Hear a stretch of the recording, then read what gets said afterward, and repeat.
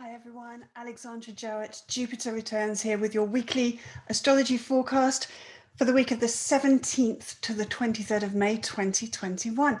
I hope you're well. I missed you. Sorry, I've been away on my travels, enjoying some time out in nature.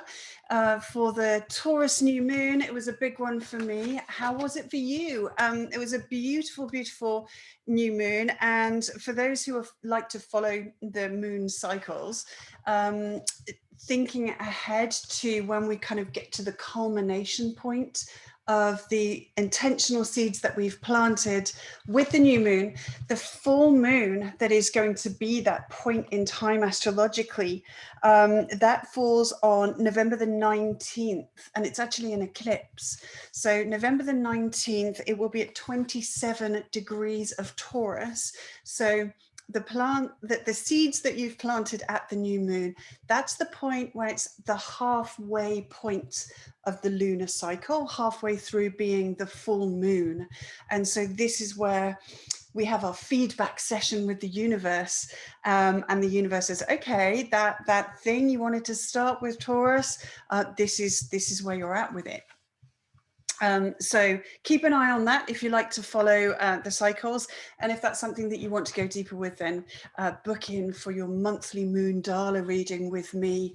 And what we do is we really go in deep with the moon cycles, following it specifically in your chart, so that it just makes that little bit more kind of bespoke sense to you, because obviously the forecasts that I'm doing here are general, they're for everybody. But still lots to be gained out of them. I hope you agree. So we had that beautiful, beautiful new moon in Taurus. We're closing up Taurus season over the next few days. We also had the ingress of Jupiter into Pisces. Quite a moment. I wonder if this has shown up in your life. I certainly know of some people whose it has. So this is kind of like a temporary situation.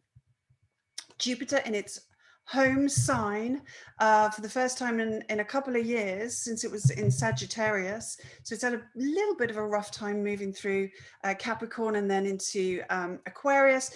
It's ingressed into Pisces temporarily for a few months. So this is kind of a taster, like a trailer or a preview because what's going to happen is Jupiter hangs around in Pisces for a few months, ingresses back into Aquarius, retrogrades all the way back through a fair way back into Aquarius, then turns direct. Then when it re-ingresses Pisces, then it's kind of like the full, okay, I'm really here now. I'm here permanently. It's not just a taster kind of session. So right now it's really interesting to observe, which is always a wonderful thing to do with Jupiter anyway. Just take that biggest perspective and just witness how this is showing up. Jupiter is very powerful in the sign of Pisces because it's domiciled, it's its home sign. So it tends to be able to give more of itself. And Jupiter in Pisces is very giving. It's a very generous placement. But we have to be aware that there are, as with everything in life, there's two sides to the coin of generosity. Jupiter expands, Jupiter increases the reach of something. And in a sign like Pisces, which is completely unboundaried, it means that things can go as far as possible. There's a limitless quality to Jupiter and Pisces. And again, that can be wonderful if we really, really want something to reach as far as possible. But also, sometimes we perhaps don't want that to be the case. So we have to, it's easy to fall into the trap with astrology of thinking Jupiter equals good, Saturn equals bad, that kind of quite reductionist thinking. But try, if you can, to pull out all the kind of the pluses and minuses to all of them. And then you're more empowered essentially to then say, okay, well, what are the ones that I want to pull through? What are the qualities that I really want to channel? And how can I be prepared or enabled to ensure that I don't facilitate some of the less desirable qualities? Jupiter in Pisces, therefore, is going to immediately increase the ability for anything to reach a much wider audience, to spread, travel. Certainly today here in the UK, travel has opened back up again, international travel, that is. Jupiter ruling Sagittarius also. This is the foreign world, it's the long distance travel, it's international, it's every different culture and experience that you can have, the adventure of traveling around the world, the globe trotter, the truth seeker, wants to go out there and sample the delights of every possible different way of living in order to kind of percolate truth and wisdom and meaning. That's the purpose. So yeah, we can see an expansion of that, the expansion of the desire to do that, and often that can come from, with Pisces, an increased desire to escape. Okay, the boring, mundane 3D world can sometimes feel stale, unfulfilling, unpurposeful. And so through Pisces, we want to escape that kind of drudgery into something that's way more fantastical, way more beautiful, way more dreamy. And we do that through travel, the dream holiday. We do that through meditation, and ways of changing our consciousness in order to, just leave behind the tired, old, boring stuff. And of course, that has its downsides too, because there is an affinity there with drugs and alcohol, or misusing them, abusing drugs and alcohol. In order to do that, in order to just say, I'm not comfortable being where I am. I want to be in a different dimension. I want to be in a different vibration. And so there can be a huge increase in the desire to want to escape, and to want to blend and merge and lose the self. Pisces is all about our oneness. Okay, so there's no boundaries. And again, obviously, there's an upside and a not so upside downside to not having any boundaries. So just watch out for that, because Jupiter is hugely optimistic, hugely adventurous, and it can really just sort of focus on, everything's going to be great. Everything's going to be wonderful, which is lovely. It's incredibly optimistic, but that can be unbounded optimism with Pisces, and that can get us into trouble. So it's, as with everything, it's trying to find the healthy balance. If we need a boost in those kinds of qualities, then this is going to be super, super helpful.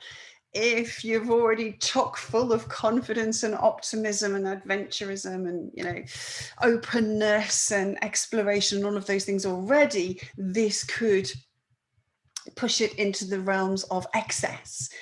Jupiter's ability to expand can turn into too much excess, too much inflation. Okay, so we've got to look out for that. It's great energy for creativity. Pisces, Neptune, this is incredibly creative energy. And so we can see, a bigger influence of the arts and of music and poetry and art, all these kinds of things, specifically music. I think there's a real affinity with Neptune and music.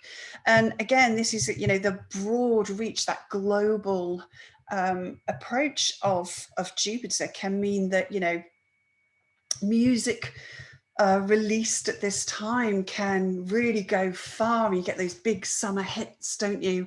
Every once in a while, and you just think, oh God, when it's infectious, like there's no boundary between that song and reaching the imagination of the huge big audience. So you can have events like that happening. Compassion and empathy can really increase, as can sensitivity as well. And we've had a lot of time with quite a bit of energy and air, and we're moving more into that as well. And that's quite cold energy. Air energy is very rational. It's very much about the mind rather than the heart. So for a long time now, it's all been about, what's the sensible thing to do? What sense do I make of something? What do I think about this? And so with Jupiter here in Pisces, it's an opportunity for us to engage with our emotional world again, with our spiritual world, and just process. I think for the time that Jupiter's in Pisces, you just process what we've been going through. We've gone through so much, such a potent chock full last sort of 18 months, year to 18 months of just such rapid change in our experiences, and a need for us to be almost kind of constantly vigilant, constantly aware, constantly bombarded with quite a lot of information and data to process and make sense of. And that, we need to have some of our emotional and spiritual influence involved in that making sense process. Can't all be completely rational and completely mental. And I think Jupiter in Pisces is going to help us to do that. It's going to increase the ability to be more, as I say, more compassionate to other people, more empathetic to other people's circumstances, and increase a sensitivity to ourselves and what we've been through, and expand that outwards towards other people. It also is an increase in sensitivity to other people, though, as well. And this is going to be a time, I think, that a lot of people are going to feel quite vulnerable about, is it okay to go back out there into the world, and, vulnerable about having the vaccine or not having the vaccine, or, all sorts of things that are likely going to increase our level of just sensitivity to the world. So as always, there's the good side and the bad side to that increase in empathy.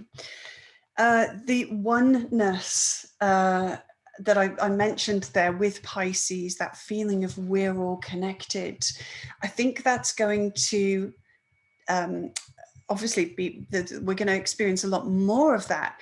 But I think that we're going to see, if we just look at Jupiter in Pisces out of context of any other aspects it might be making, which I will come on to, I think Jupiter in Pisces there can bring about, what's the real benefit of that?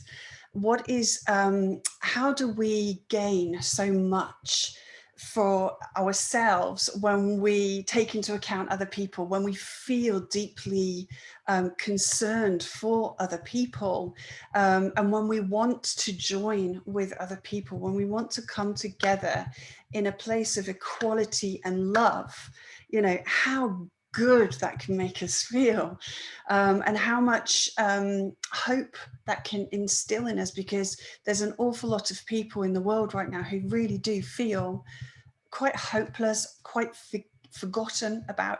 Pisces is where people can feel marginalized, overlooked, sort of like they're irrelevant.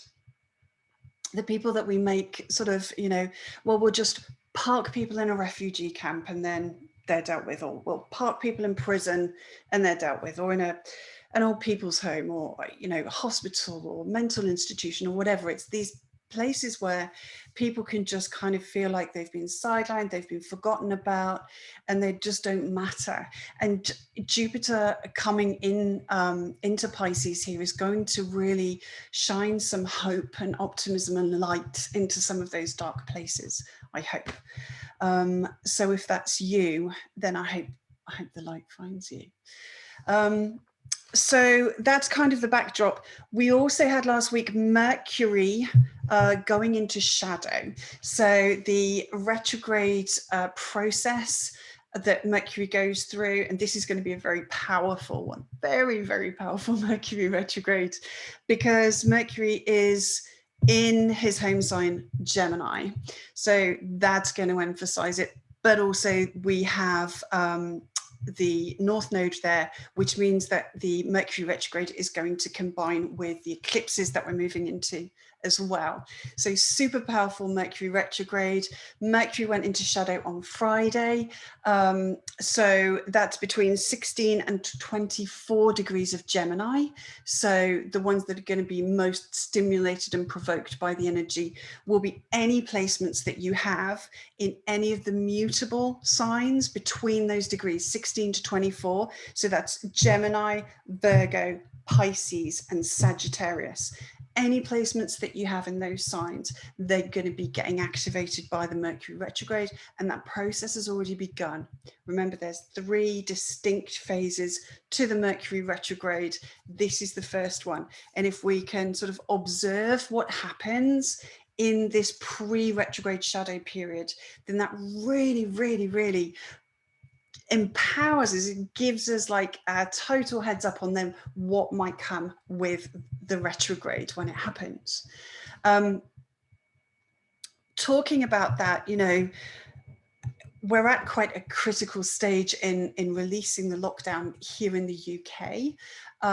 The fact that, you know, this Mercury retrograde will cover that period of when we're moving towards the roadmap, which is a very Gemini thing, you know, the roadmap. It's such a Gemini term. But the roadmap out with a Mercury retrograde there in eclipse might involve some detours. I'm sorry to say, we'll see. I could very, very well be wrong. That's just my best guess. But I would suggest that perhaps the roadmap process might just involve the odd twist or turn or a little bit of a detour that we hadn't expected. But let's wait and see what happens there. So that's just kind of setting the scene, what we were going through last week. Of course, we've got the ever-present square aspect between Uranus and Saturn in the background, and that's really, really getting very, very strong now. So just a brief reminder of those kinds of theories. Uranus wants to dispense with conventionality. It wants to bring something completely new and exciting and progressive and different. It wants to upset the apple cart. It wants to be a rebel. It wants to say, no, I'm not doing that anymore. It's tired and old and it's outdated. And Saturn's like, well, you know, don't dismiss the old stuff. There's some wisdom in there. And it's saying you can't have total kind of a complete freedom, complete individuality. There's rules and restrictions and responsibilities. So these two are battling out, and we're really, really coming into a peak time for that now. And I'm anticipating an increase in clashes with the authorities, protests, people taking to the streets, you know, Uranus saying, no, we're not going to have this anymore, and really calling the authorities and the status quo to account by protesting, by not doing what they're supposed to do. So we're definitely going to see an increase in that. Hacking, cybercrime, Uranus there very much being about that instability on financial markets and financial matters, and disruptions to supply chains. you know, food, fuel, water, power, the real basic resources, the basic building blocks of life. We could see some of those really being impacted. And something else that I've really got my eye on is a sort of quite sudden climate events that might actually be what triggers some of these things. We're having a very unusual weather pattern here in the UK at the moment. It's been a very strange May. I have not known a May quite like it. As a gardener, as someone that grows vegetables, things feel like about a month behind right now. The light levels are low. It's been unusually cold. So that breaking the norm, breaking with how things usually are, is really nice sometimes and really not so nice in other ways, you know. But I think that these events are going to strengthen and intensify, and that we're going to see more climate events as Gaia, Taurus, is saying, come on, you know, wake up. We've got to start being more conscious.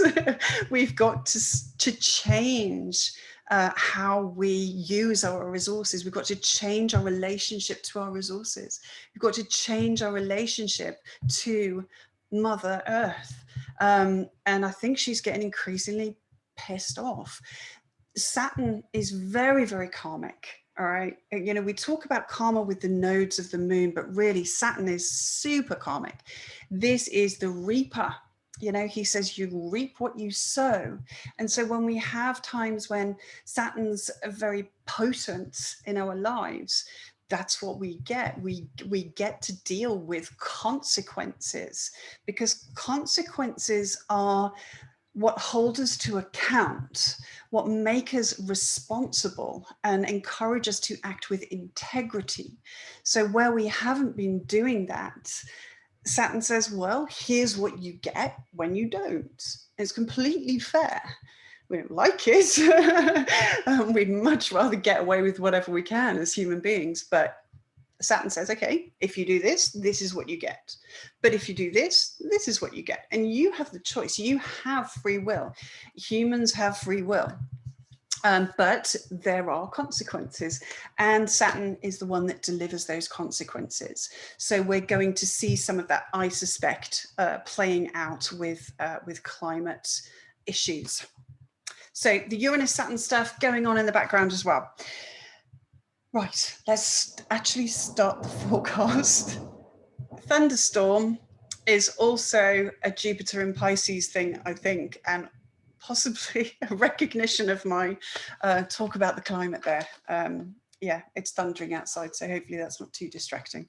Right, Monday the 17th, I'll stop rambling. Monday the 17th, it's beautiful, beautiful energy today, especially coming off the back of this Taurus new moon, because the ruler of our Taurus new moon was Venus. She rules Taurus, and today she's in Gemini, and she's meeting up with the North Node, the lunar North Node.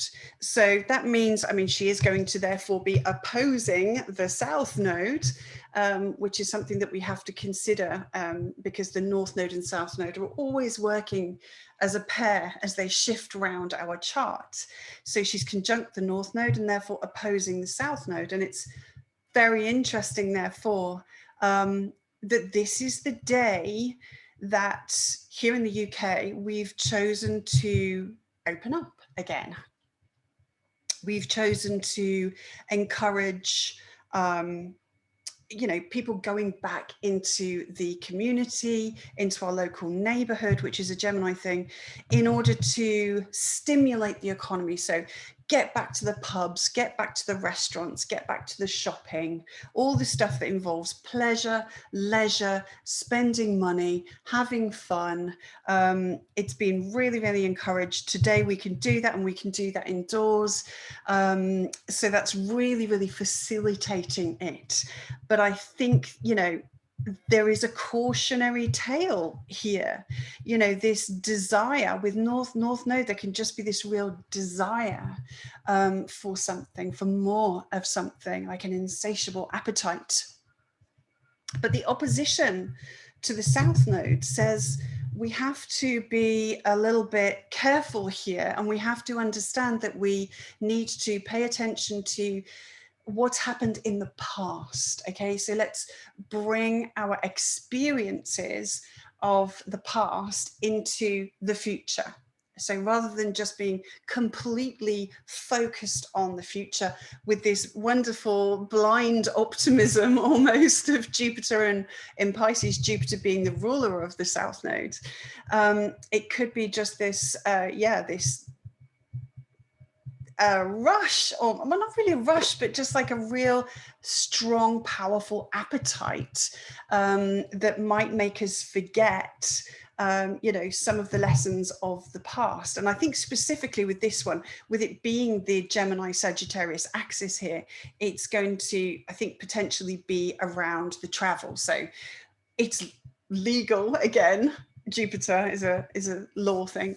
It's legal again to go on holiday as of today, and reports are coming through of the people flying off to Portugal and places, and the first aircrafts they've actually had to put on bigger aircrafts than normal to get. So many people are desperate to go on holiday. And I just, I wonder about that with the, as I mentioned, Jupiter and Pisces is the ability to spread things. It's how we merge with everything unboundaried. So what's that going to do is a question, a relevant question. The other thing also that I've noticed today, Venus rules our values. And if nothing else, throughout the lockdown, that restriction, that karmic moment where the universe intervened in the entire world and said, no, you're not going to carry on as normal. Go home, sit still for a while, remove all the distractions, and have a really good think about how you're showing up in life. And I think back a year ago, and we were all, I remember my social media stream was full of so much joy. There was so much joy of, wow, there's dolphins swimming down the canals in Venice because they're so clean. And the air is cleaner than it's been for so long. And people are discovering their local neighborhoods, Gemini, and going for walks and enjoying their local area that they'd never even looked at before. Really enjoying not have to get up and do the commute every morning and put the suit on and all of that stuff, working from home, having more time with the family, engaging in children's education. There was so much joy that came from that experience. And then when we juxtapose that with today, I feel like the media, which is a Gemini Mercury thing, is really kind of trying to provoke this sense of excitement of, oh, we're allowed to hug again, and we can go shopping again, and we can go for a meal again. And largely, I'm not feeling any kind of sense of joy from anyone. I'm not, maybe that's just me, but I'm not picking up on that same sense of wonder and beauty and joy that we did before.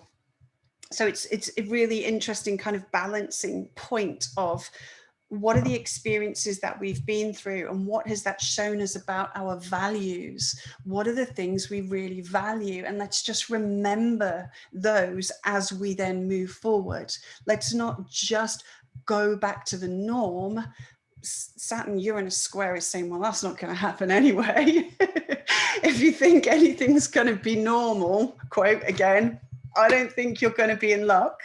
But yeah, when the nodal axis is getting involved like this, it's really saying, let's remember, don't throw the baby out with the bathwater. We got so much out of what we've lived through. Let's make sure that we involve that in our way forwards, because otherwise it was pointless. So yeah, the other, there's a few things really with Venus and the North Node coming together today. Let me put a little arrow on there just so we can focus on it. The Venus North Node, it can bring fated connections, fated feeling attractions with people, just quite sudden you know, meeting up with people, or even just conversations and interactions. I've had a couple already today, interactions and conversations with people that just feel like they have a real fated purpose, really, that it's something to do with either the relationship itself or something to do with trading and commerce, because that's the sign Gemini, and Venus is sort of money and finances. So really fated discussions about commerce, trading, the marketplace. Conversations that have an element of coming to an agreement where there has been a lack of agreement. So healing, forgiving, balancing, harmonizing, heartfelt conversations that have needed to happen for a long time can go really, really well today. If you felt like you needed to say something to someone today, really from the heart, you know, or lately, this would be a really great time to do that. Or you might just find that someone wants to have that conversation with you, and that's likely to go really, really well. Venusian influence in our decisions and our destiny. So decisions are a real Gemini thing. You know, it's these two pillars, and it's kind of like saying, okay, which one? The twins, right? We've got this option and we've got this option. So the decisions that we're making right now have this kind of Venusian influence to them. And we can find ourselves sort of being put in a position that we need to make those decisions. And I would say, make them from the heart. If you have to make a decision today, make it from the heart, the higher heart. And I don't think that you can go wrong. The other thing here is, with it being with the North Node, as I kind of touched on briefly there, is how do our values need to be moved forward? How do they need modernizing? How are we going to take our collective values into the future? I think that's a really, really big question for us all as individuals, but absolutely as a collective, which happens when a lot of individuals do their stuff. So yeah, some real important decisions and considerations around where our values support us moving into a better future, essentially. So as we move then into Tuesday the 18th, we've got some beautiful, beautiful energy on this day. Hang on, I'm going to put my glasses on because I'm struggling just a little bit. So more Venus influence. I'm just going to move that square. More Venus influence today. So we've got a sextile aspect. Venus will have moved on just slightly from the North Node, but still kind of in the zone, you know, still hanging out there. So we've got this lovely sextile aspect between Venus and Chiron. These energies blend well together. This is air and fire, okay? And we know what happens when you blow into a fire. It burns that bit brighter. And so that's one of the things that we can capture then with this sextile. It's like, okay, how can Venus, love, make my healing flame burn that bit brighter? And if we meet this energy kind of halfway, as we do with the sextile, then that's really, really going to be supported by the universe. This connection is saying, yeah, I'm gonna just give it a little bit and I'll put the other one. It's like, you know, these matching things, you know, when people say, if you give £1 to this charity, then I'll match it. It's kind of like that with the sextile aspect with the universe. So what happens then is we have the moon in Leo, which is lovely, lovely energy anyway. So the moon in Leo, fellow fire sign. So of course that creates the trine between the moon and Chiron. And that therefore means that we have another sextile there from the moon to Venus. So we've got this beautiful triangle here that's just so full of powerful, harmonious healing potential.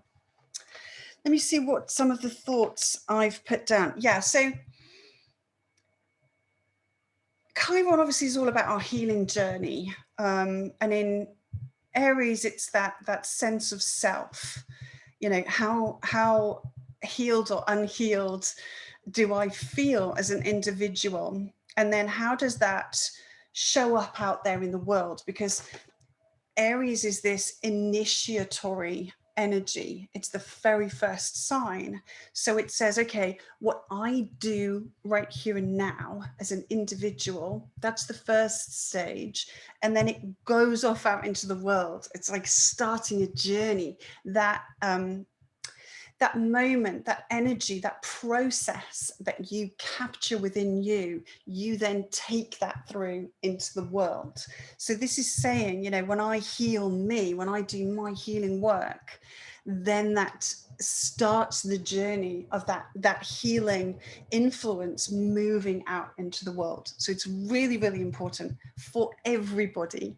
Okay, when you're healing you, you're healing the world. It's especially with Jupiter and Pisces. So these energies here, we've got the moon now. Don't forget, the moon started her journey in Taurus, exalted, okay? She's exalted in Taurus, ruled by Venus. So she's now waxing, she's growing in strength and light. And this was a journey that began in a really, really beautiful place for her. So we'll take into account there that already started her having some receptivity to Venus, because it's a Venus ruled sign. So the sextile here to Venus is just that little bit easier. And of course, Venus is love. Venus is self-esteem. Venus is a sense of worthiness. And so this beautiful triangle here that we have on Tuesday is just so, so full of healing potential. One of the ways that I think that you could tap into this, because, you know, this fire energy is very stimulating, but it's kind of encouraging, you know, it's happily, warmly encouraging you to feel better. It's not like you need to do some healing work, you need to go into your pain, that whole like, oh God, really? Are we not done? This warm energy makes it feel good, as Leo generally does, makes it feel good to do some of our healing work. And it also speaks to, with Leo, it speaks to loyalty to the self and having a sense of loyalty to your healing journey, to doing that inner work. Leo, the lion, is very, very loyal. And it's just, again, it's that encouragement to just have your own back. And if you're being, for want of a better term, bullied by your pain, if you're being bullied by your trauma and your scars and the aspects of yourself and other people that you interact with that are unhealed, you know, it's about, the loyalty is about saying, no, I'm going to ferociously, this is a lion, right? I am going to ferociously defend and be, and just have my own back, like not in a way that, you know, is unhelpful or harmful to anyone else, but it's just saying, no, first and foremost, I have a loyalty to myself. And so I think that needs to be a part of it. The other thing, of course, with lions is pride. So perhaps this is a really great time to, because we've got more feels, right? Jupiter in Pisces, more feels, is to get into the feels of how we feel proud of ourselves. Where have we already made some massive leaps forward with our healing, with owning our pain, all the stuff that we've done over the years? Could we just take a moment to recognize that? You know, Leo likes fame, it likes to be in the spotlight, it wants some recognition. So recognize yourself, recognize some of the amazing work that you've done, and give yourself a pat on the back for it. Feel good about it. Feel positive. Feel that lovely warmth of the it's very heart-centered energy is Leo. So feel that about yourself and what you've already done so far on your healing journey. So what aspects of your healing journey make you proud of yourself and what you've had to overcome? Because you've overcome so much on this journey, and that really warrants appreciation. And the combinations of Venus and Leo here really speaks of appreciation.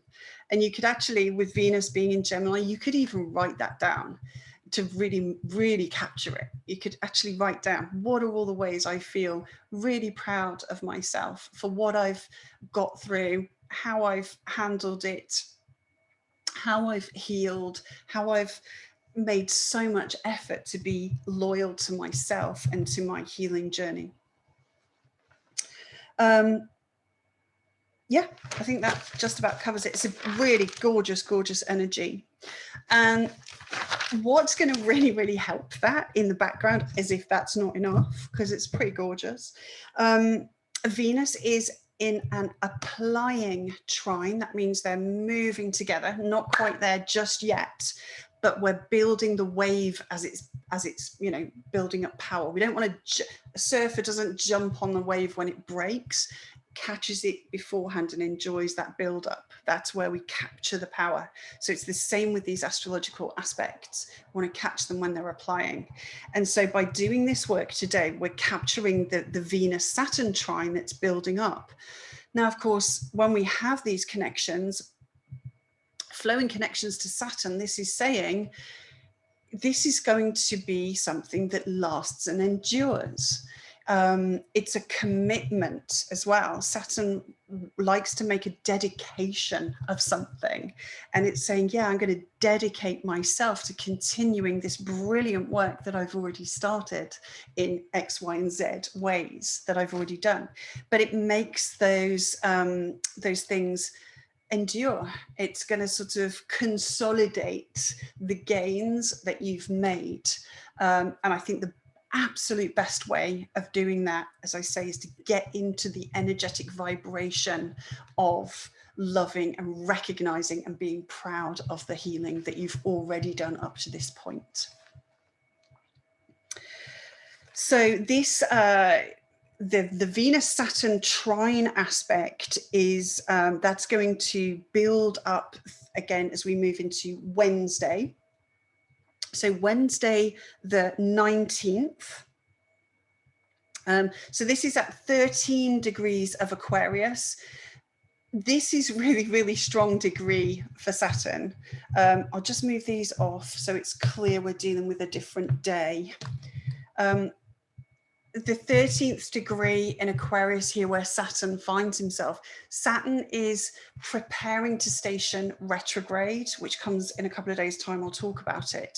So everything that's happening with Saturn this week is that bit more intense and intensified, because when a planet's stationing to go either retrograde or direct, it's much slower. It hangs around more. So we're feeling the potency, we're able to pick up on the influence of Saturn that bit much more than other times. And so again, that's another reason why we really want to use this very helpful connection here.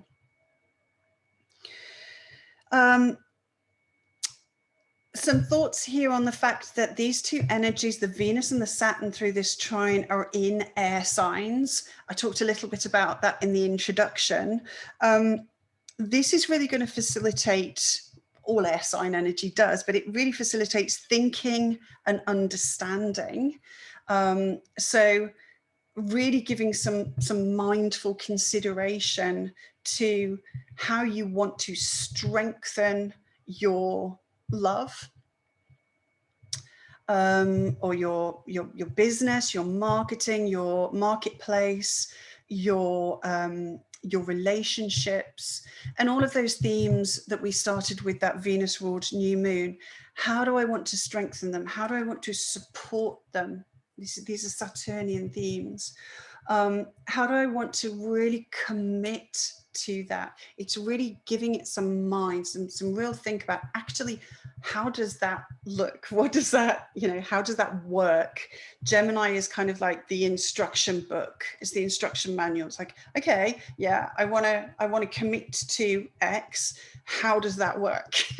You need to just like have a think about, okay, I want to do that thing. What are the steps I need to take? What am I going to actually do about it? And just follow it through, rather than it just being an empty desire that's here one minute and gone the next. It's actually making something happen with it. That's really going to capture the Saturn aspect. Neural pathways. This is a big deal with the air signs, especially when we've got Aquarius energy, Uranus energy involved, because Uranus really does talk about these moments of, like, electric, like those firing neurons. That's a real Uranian thing. The nervous system gets incredibly stimulated by Uranus. So anything that we can do to tap into that is going to be really, really beneficial as this Venus-Saturn trine is applying. So I'm thinking of things like the EFT tapping, because it's solid, it's tangible, Saturn, right? It's something we can do. And there's a specific kind of incremental process that we follow when we do it. Something else that Saturn likes. It likes that knowing this step, this step, this step, this is what I do. So I go through the rounds of all of the different body areas of doing the tapping, is the Saturn. And then it's that, even though X, I love and accept myself completely, Venus, saying it out loud, Venus in Gemini. So if you've ever done that kind of work, I think Tuesday, Wednesday even, Tuesday as well, probably, the beginning part of this week is an absolutely brilliant time to just do that. If you've never tried it before, give it a go. There's probably 1,000,001 YouTube videos that can show you how to do it. That's just an idea. It's just an example, but I think anything that taps you into those neural pathways, anything that can help rewire your understanding, your cognitive process in ways that facilitate greater influence of love, lasting beauty, lasting harmony, lasting balance. Venus is all about balance. Whatever it takes, this is a great time to use it, all right? Also, what are the ways that we can work Saturn as a community, Aquarius, to bring greater beauty, love, harmony, and fairness, Venus, into our local area, Gemini? Now that we do have a little bit more freedom to move, and we know that the North Node and Venus have come together in Gemini, that's really saying about, what do I value about my local area? How can I bring some of that value system, some of the things that I've rediscovered are really actually important to me? How can I make those part of the local area that I live in? Which is, with travel restrictions, is all that bit more important that we love where we live, right? It's like, if we really, really nurture where we live, our local area, and we put our heart into it, then that will nourish us back. Remember this new moon in Taurus. Taurus rules our food. It rules our resources. It's what nourishes us and gives us life. So Gemini here is the neighborhood and the people that we interact with, outside of our intimate circle. It's the person I speak to when I have a cup of coffee in the cafe, or, the shopkeeper, or the postman, or, the lollipop lady, whatever. It's bringing that love and saying, how can we make this a permanent feature going forward of just having a little bit more beauty and love in the local area. So a few ideas there of how you can use the Venus-Saturn trine. But again, like if you've had any of those important conversations that I talked about earlier in the week that have needed to take place or felt like they needed to take place, again, this is something that can just really help to strengthen relationships. Saturn is strengthening Venus's relationships. So, you know, it's really going to support that. And of course, you know, Taurus, Aries, that relationship with the self is key. We can't have great relationships with other people outside of ourselves unless we have really great relationship with ourselves. The outer world is usually not necessarily a manifestation of, but it's a reflection of what's going on inside. So the quality of our relationships in the outer world will tend to have, you know, be a way of showing us what's going on in terms of our relationship to ourselves. So yeah, strengthening that relationship with yourself is going to help everyone in the community. Absolutely thundering down. It's very Jupiter in Pisces today. There's an awful lot of water coming down. I don't know if you can hear it. It's lovely though. Really like it. Anyway, I've got Jupiter on my sun right now, so honestly, I love everything. What can I say? Okay, Thursday the 20th then. Thursday the 20th of May, 2021. The Venus vibe, this trine aspect perfects overnight, about 2 o'clock in the morning on Wednesday night as we go into Thursday. And then, of course, it's waning, it's a separating aspect. So yes, it's still present, but it's sort of breaking up like that wave. It's peaked and it's breaking up now. And it will wash onto the shore, whatever we've done with it. We're starting to build into a bit of a more tense picture again now. We've got Saturn really, really slowing down in the background, so a lot more Saturnian kind of influence, sorry, getting tongue-tied. What we've now got the Sun at the very last degree of Taurus, this critical degree, the 29th degree of Taurus. What that means is that we have, with Jupiter now at the very beginning of Pisces, where the Sun's preparing to ingress Gemini, that fellow mutable sign, it means that we're really building strongly into a square aspect from Jupiter to the Sun. Okay, this is, it's not exact yet, as I say, it is applying. But what kind of is going to make it that little bit more potent is that the moon now moved through from Leo into Virgo. And so that is now going to create an opposition.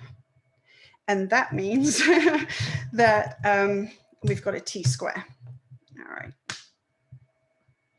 Okay, there we go.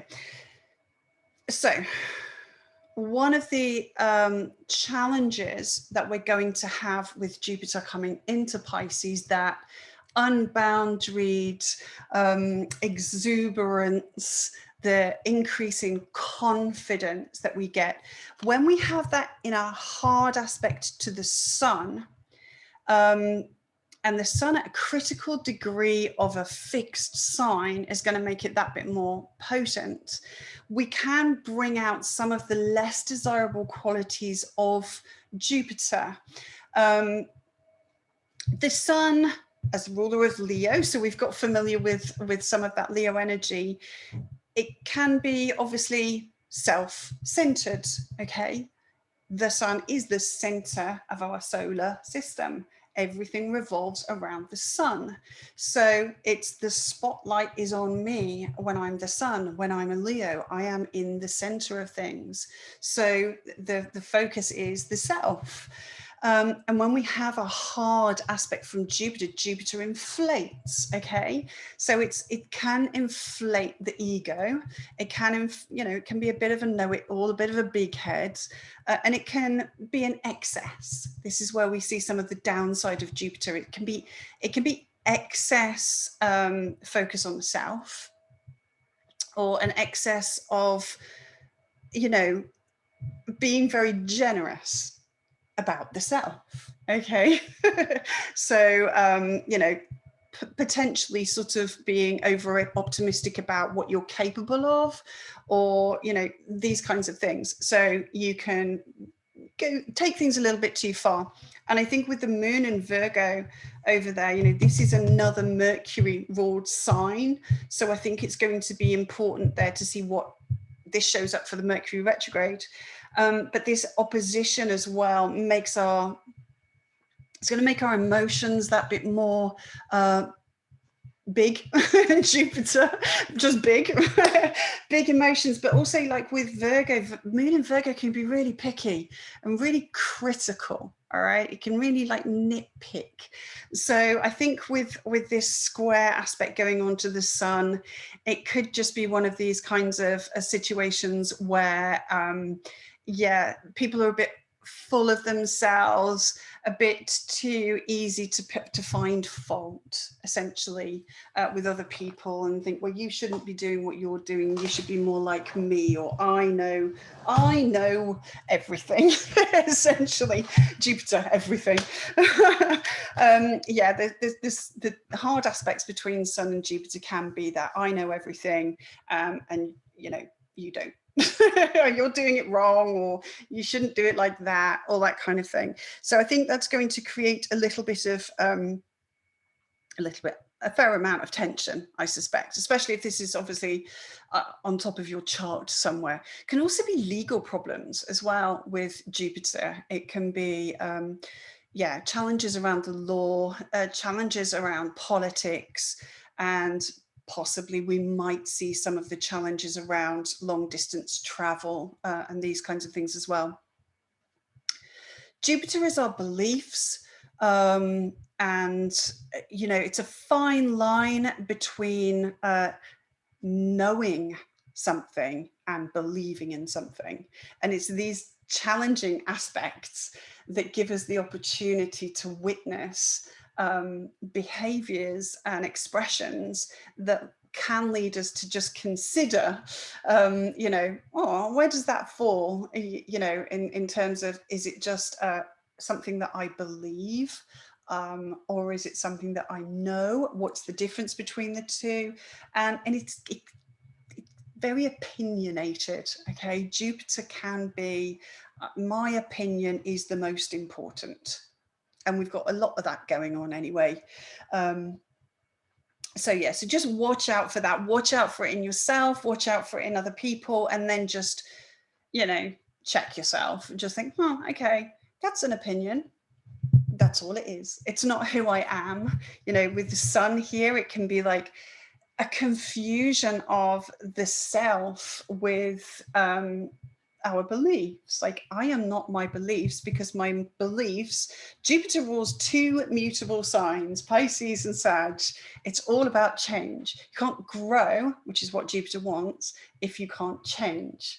So if you have a solid, firm, concrete opinion of something that's not open to any kind of change, that's really going to bring through the downsides of Jupiter. And you are not your opinions. All right, your opinions are just something that you're relating to at this point in time, based on the experience that you've had to date. But it could well change. Do you hold the same opinions right now as you did when you were 5 or 20 or whatever? No, possibly not. Possibly not. Possibly you've grown and expanded and become more wise, and that's the whole point of Jupiter. So it's just an opportunity, I think, here to just say, okay, let's just, be sure that we discern, which is what essentially that critical nature of Virgo wants to do, is actually just be really clear about things and be very discerning about things. And Jupiter in Pisces isn't very discerning. It's free and easy. It's like everything. So yeah. And it might even provoke instances where it's trying to help us to see that we do need a little bit more discernment as well. By demonstrating situations where there isn't much happening. It just gives us that little nudge, essentially. This, of course, is then moving us into the first quarter square. That's the thing, as the sun moves over the cusp of Taurus and Gemini, it's the first quarter square aspect of the moon. So it's that challenge moment of, okay, you set this intention at the new moon. You've got the challenge now of bringing something into being. Okay, you want something, you've now got to go out there and make it happen. And this first quarter square is all about problem solving. What stands between your intention and bringing it into ripeness, bringing it into fruition? What are the things that are getting in your way? So what shows up on the day that we have the quarter square moon are really important clues to that. What's making you irritated? What's making you tense? What's grinding your gears? That's really important information. That's all it is. All right. It's just a message. It's just information. Your emotions are just messengers. That's all they are. And you do well to listen to them without judgment, which is another Jupiterian thing, judgment. We cannot have, great judgment around things when there's tension going on like this.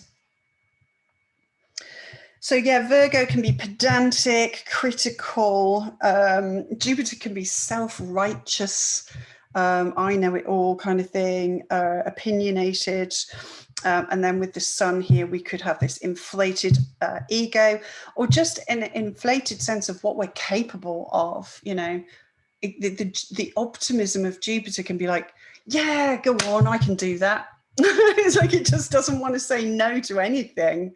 And so that can lead us into trouble as well, because you can really let people down. When you have this sort of generosity of Jupiter, you want to say yes, you want to be kind, you want to be generous. But actually you are just you, okay, the sun. And there's a limit to how much you can do. So be careful with what you're saying yes to, and just think, can I really follow through with that? Because otherwise I'm just going to really do someone some harm by letting them down. And it would be better to not say yes in the first place if I'm going to do that, because that can be a lot more hurtful. And you can damage yourself as well. You can burn yourself out, over committing yourself, over promising. These are the kinds of things that can go on. That was a big one. I think this is Jupiter in Pisces. I really do. That was loud. Okay.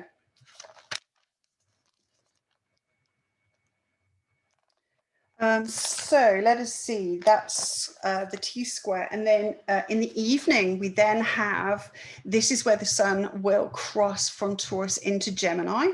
I'm just going to move things along just a little bit. So that's, it's into the evening that the first quarter square moon will then perfect.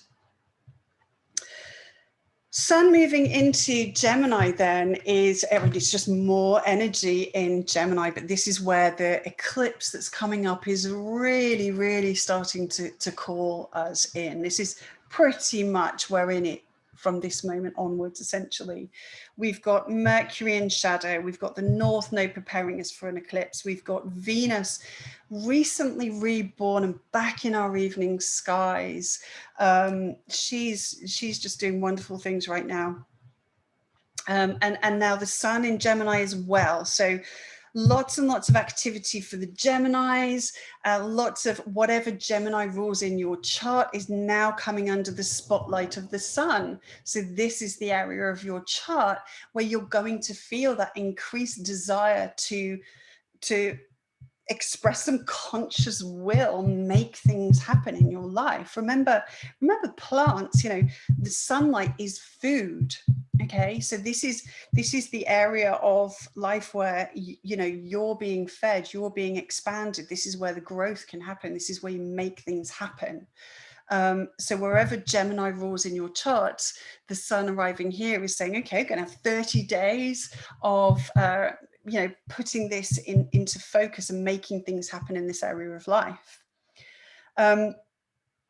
It's a mutable sign, which means that it's the last third of the season that we're in here in the Northern Hemisphere. So this quarter of the chart is spring, okay?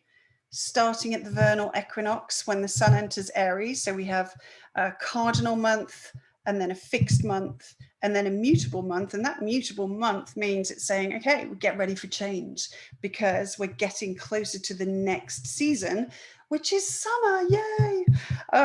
So this mutable energy is the energy of change.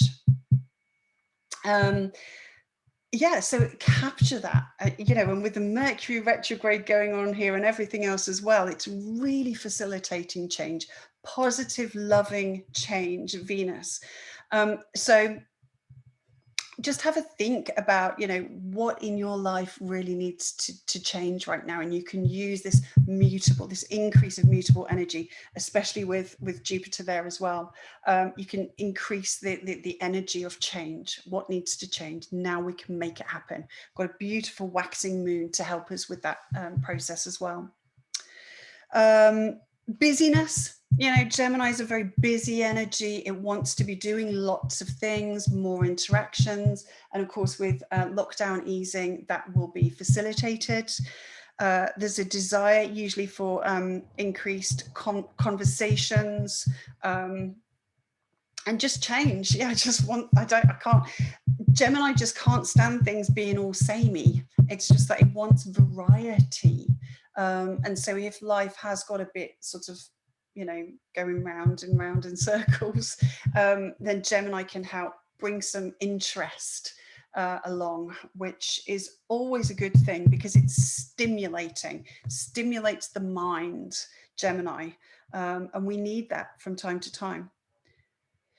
Okay, so then moving on into Friday the 21st, we have the Sun-Jupiter square perfecting.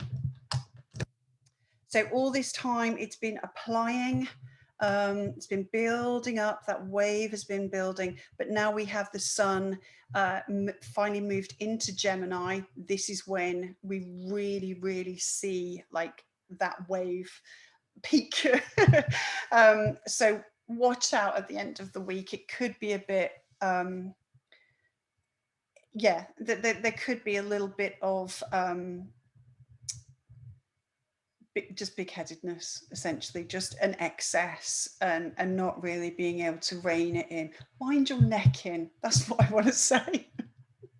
It can be a bit wind your neck in.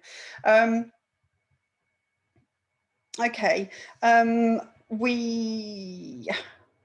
We've got another T-square, and this is a really interesting one. Okay, so what we've got this time, we've got the moon continuing her journey. Sorry, I'm trying to find the right aspect here. We've got the moon continuing her journey in Virgo, and she's going to now oppose Neptune. Okay. And then that gives us a square to Mercury. So remember, Mercury is in shadow. So this is really, really important stuff. Whatever's happening now in the pre-retrograde shadow is the stuff that we have to go back and revisit. These are the things that we need to go back and adjust. So what shows up at these key points in the Mercury retrograde, in the pre-shadow, are really, really important and very, very informative. The Mercury retrograde is not just about when it's actually retrograde. Now, the key aspect that's going to be a part of this Mercury retrograde is going to be this square aspect to Neptune. This is very, very similar to that Virgo opposite Jupiter in Pisces energy from yesterday, that's about learning about discernment, okay? Because Mercury is the ruler of Virgo. And we've got Neptune there strongly placed in its home sign as well as Mercury. So they're both very, very strongly placed, but Neptune's idealistic. It says everything's going to be fine. Everything's okay. And it's complete unboundedness. So when we have a hard aspect to the mind, this is saying, you know, the oneness, the merging of ideas. So this can be a very, very, very, Jupiter there, a very, very, very open mind. That can be a great thing, but as with everything, it can go too far, especially when Jupiter's hanging around as well. So this can be one of those situations where some of those rabbit holes get opened up again, I think, with all this Jupiter stuff going on as well, the ideas, the opinions, the beliefs, the, you know, the righteousness. Yeah, with Mercury and Neptune, and this is something I watched a fair bit of taking place last year, we can really, sometimes the mind can just be a little bit too open, and some of the ideas, Mercury, that are out there can just find their way into us. You know, we can get with Piscean energy, you know, what we absorb in is so restricted in terms of how we filter it. There's nothing between me and, you know, whatever is in my sphere, whatever is in my little pool that I'm in the water that I'm submerged in, okay? I'm like a sponge, and I'm just going to absorb everything that's around me. Now, if I'm surrounded by highly conscious, loving, healthy, beautiful energy, that's a great thing. Like, who doesn't want to sit and soak that up? But you know what I'm going to say. So we just have to watch out for that. It's like, okay, be open-minded, because yes, we're going through a process of change and we're going through a process of growth. And so in order to do that, we need to have an open mind. We need to be able to think differently. But just bear in mind that, you know, that can be gaping, you know, like we don't want a mind that's gaping. We want to be open-minded, but have some caution as well. All right. So just, it's that sort of message about discernment again, and also understanding how other people are going to be under this influence themselves and not necessarily be aware of it. Pisces can make a victim of people. And it does that because the belief is so strong. The hope, the idealism of Pisces can just be so strong that you can't sort of, there's no warning them. There's no, it can be incredibly naive. I think that's probably the word that most strongly captivates this kind of energy. Is just watch out for where you might be being naive, or where someone else might be, because that's when you become a victim. You know, that's when you get caught with your pants down, kind of thing. It's yeah, when you just totally believe in the best, and you don't even consider anything else, because everything's going to be great, sort of thing. Or it's, yeah, that feels right, so it must be right. You know, that kind of thing. So yeah, discretion, open to ideas, but how far open do you want to be?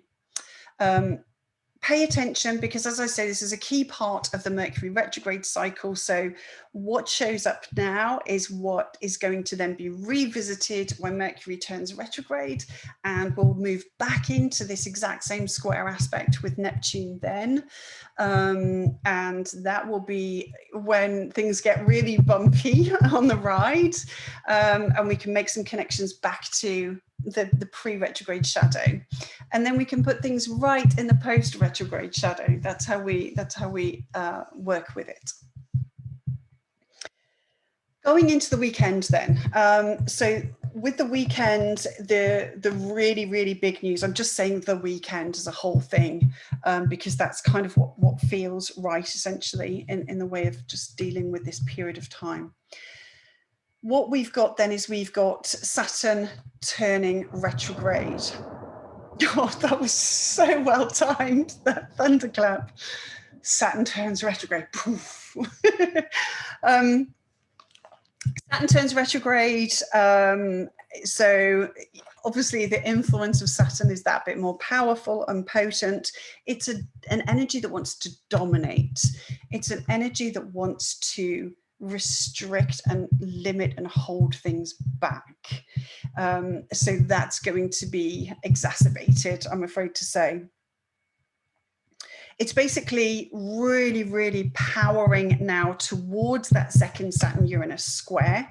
The station degree here is 13 degrees of Aquarius. So whatever you've got around the 13th degree of Aquarius, or the other fixed signs, so that's Taurus, Scorpio, and Leo, that's where you're going to be feeling it the most. So we've got Saturn at 13 degrees of Aquarius, and we've got Uranus at 11 degrees of Taurus. So Saturn's basically going to go back 2 degrees, then it will come into this exact square again, the second exact square with Uranus, and that's on June the 14th at 11 degrees.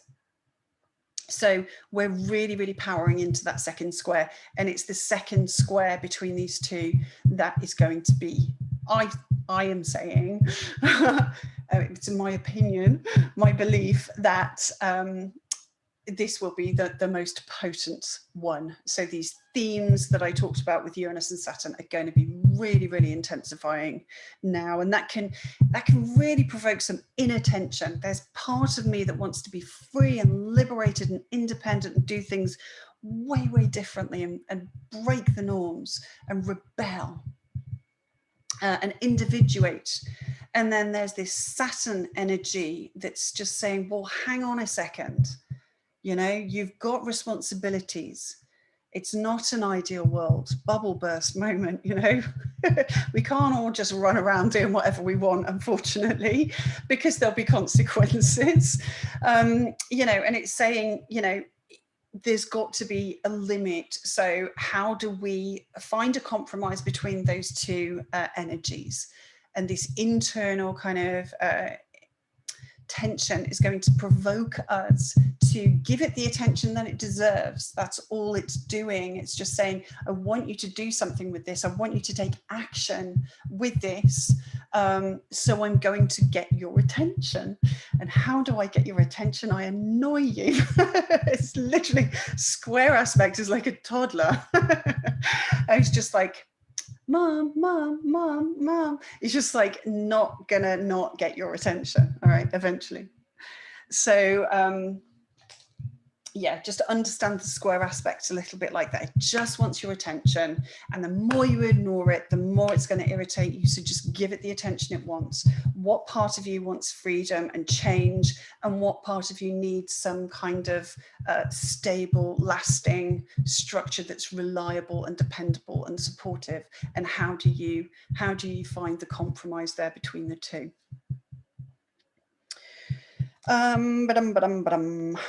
Oh, yes, the other thing on this day, another square. Yeah, over the weekend, the moon's journey through Libra isn't going to be too pleasant, unfortunately. We've got, what's going on here? Yes, because of Mars's placement in Cancer, where Mars isn't particularly happy, and Mars is out of bounds as well. So not really showing up as we'd like him to. We've got a square aspect over the weekend as well between the moon and Mars. Increased receptivity because the moon is reaching Mars in its own sign. So that might help just a little bit. but it is still a square between the moon and Mars, which isn't great. And on the back of Saturn turning retrograde as well, and all this Jupiterian energy and everything else, that could just make things, that could really provoke some the downsides of Mars, you know, impulsiveness, especially where the moon's involved. It's like, I'm just going to act on what I'm feeling like in this moment, which is rarely a good thing, to be honest. So it's those impulsive, rash, hasty decisions based on, oh, I don't feel like it, or I do feel like it, or this is what I'm feeling. And so I'm going to put that feeling out there into the world. I'm going to express it. Look at the glyph of Mars. It's like, here's me, and there's my will, like projected out into the outer world.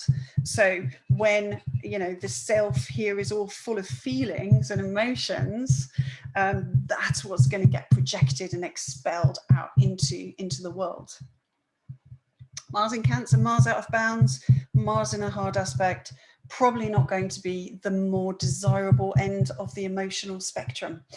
So this could be, you know, disagreements and aggression and speeding cars and just general impulsive